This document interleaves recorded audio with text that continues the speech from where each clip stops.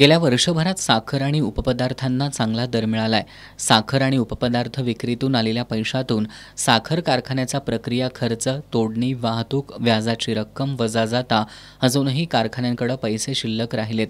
त्यामुळे गत हंगामातील तुटलेल्या ऊसाचे 200 रुपये आणि चालू गळीत हंगामातील पहिली उचल 3751 रुपये शेतकऱ्यांना देणं कारखान्याला सहज शक्य आहे।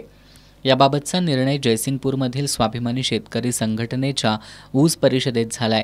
त्यामुळे या निर्णयाची अंमलबजावणी करावी अशी मागणी स्वाभिमानी शेतकरी संघटनेनं वारणा नगरीतल्या तात्यासाहेब कोरे वारणा सहकारी साखर कारखाना प्रशासनाकडे केली आहे।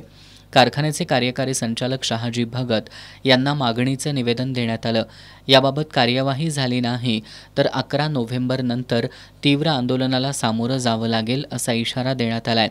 यावेळी संघटनेचे धनाजी पाटील, अजित पाटील, संपत पवार, विवेकानंद बच्चे, अण्णा मगदुम, सुधीर मगदुम, दिग्विजय पाटील, प्रवीण घोरपडे, शिवेंद्र माने यांच्यासह कार्यकर्ते उपस्थित होते।